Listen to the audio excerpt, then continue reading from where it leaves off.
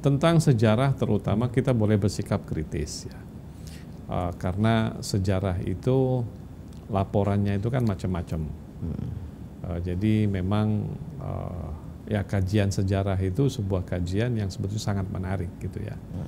Dan memang kita harus kritis tentang sejarah itu. Saya ingin kasih satu contoh saja bahwa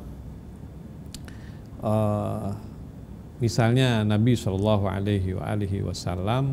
konon ketika beliau meninggal, sebelum beliau wafat, beliau tidak berpesan tentang kepemimpinan setelahnya.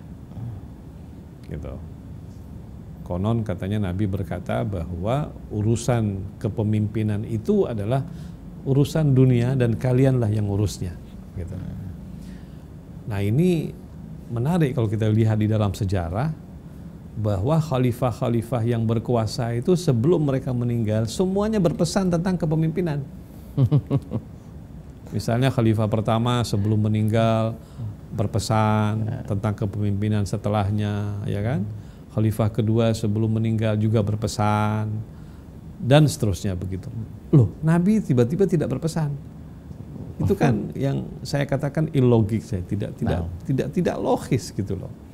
Nah, seperti ini kita harus pertanyakan gitu. Apakah Nabi tidak berpikir tentang suksesi setelahnya? Siapa yang akan menjadi pemimpin setelahnya? Nah, jadi memang saya pikir ini diantara bagian-bagian yang kita harus kritis. Kalau pendapat saya tidak mungkin, tidak logis. Nabi kita Muhammad SAW meninggal dunia tanpa berpesan tentang siapa pemimpin setelahnya. Kenapa? Karena dia meninggalkan umat yang besar.